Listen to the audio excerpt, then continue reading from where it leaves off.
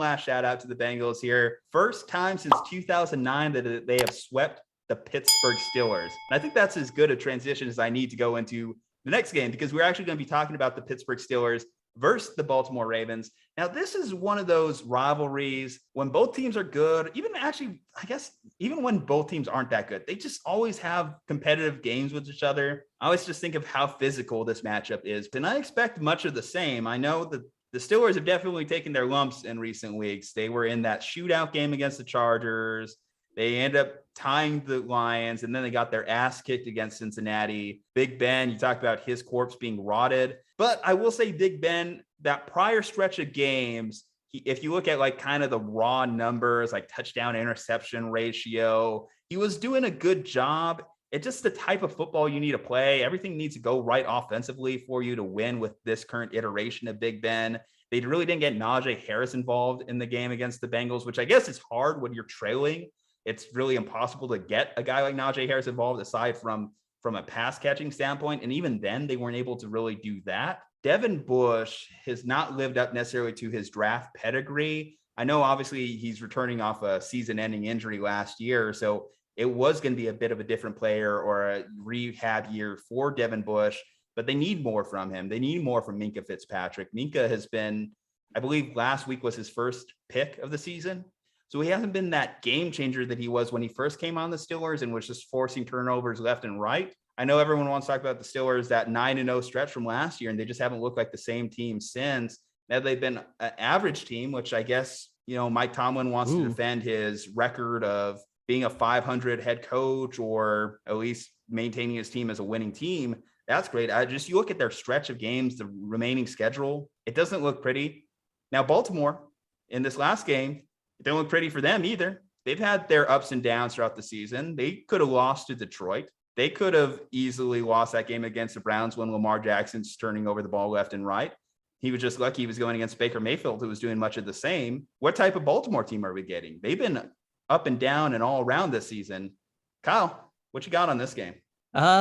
Would you like to know the official record of the Pittsburgh Steelers since the 11-0 start now? And also, I would like to note that the Chargers game where they scored 27 points in the fourth quarter, that is the only one of those games other than the playoff game against the Browns that they scored more than 30 points in the entire game. So that is the longest stretch now that was previously held by the Miami Dolphins until a couple weeks ago was the Pittsburgh Steelers' longest number. I think the next closest was like 10 games. But in that stretch, the Pittsburgh Steelers, since starting 11-0, 6-10-1 are the Pittsburgh Steelers. So they have fallen on hard times to below average football. This would be a game that under normal circumstances, Baltimore just absolutely kicks ass, just dominates Pittsburgh. The problem is the same problem we talked about last week when we were talking about the Browns game and 2 weeks before when we talked about the Ravens.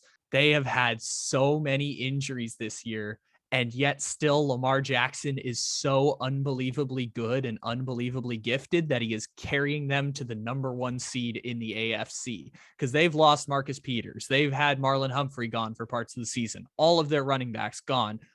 Future Hall of Fame potential left tackle Ronnie Stanley out for the year for the second year in a row. Alejandro Villanueva just absolutely washed. And even still, the Baltimore Ravens keep finding ways to stay just good enough. Like obviously the Lions game they should have lost, and the Browns game was the first time in 7 years that a quarterback threw 4 interceptions and still won an NFL game. I believe they were like 0-52 before that. So obviously they're winning fluky games. It's the reason why I feel like this game is properly set at like 4 points in favor of Baltimore, because Baltimore, with all the injuries this year, is a slightly above average NFL team. If they played in a stronger division, they might be a wild card team again this year, similarly to last year, where we didn't view Baltimore as a Super Bowl caliber team in 2020. We did view them that way in 2019 when everyone was healthy and Lamar Jackson won the MVP. Best of circumstances, yes. They've just been hit real hard with injuries this year. I'm still going to take Baltimore to win this game because I have literally no faith in the Pittsburgh Steelers at all. Baltimore this year, I know we talk about the physical running game. We always just assume Baltimore has a good defense. Baltimore is ranked 24th in the NFL in team DVOA. There is no team with more than 7 wins that has a worse defense this year than the Baltimore Ravens, according to Football Outsiders DVOA statistics. So it's been rough sledding for Baltimore this year. Injuries have just knocked them out big time. It'll come back to bite them in the playoffs. And once they play better teams, they'll start to get exposed. But they can use kind of the same strategy they used last week of just not respecting the passing game at all. Totally focus on the run, focus all your defensive energy on Najee Harris.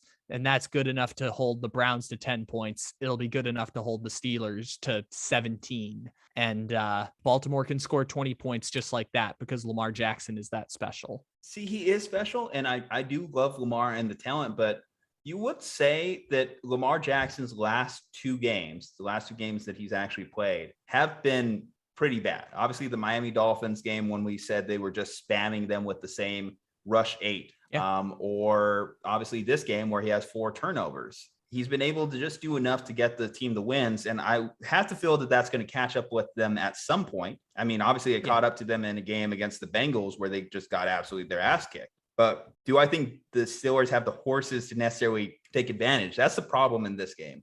Like, I feel as though the Ravens are playing beatable football. They're playing non-winning football and winning games. Can the Steelers just capture whatever magic they had in that last half against the Chargers? If they could put up that type of offensive performance and that comeback effort from the start of the game, just get the things going early, they could establish a lead and make it very hard for the Ravens to do what they want to do.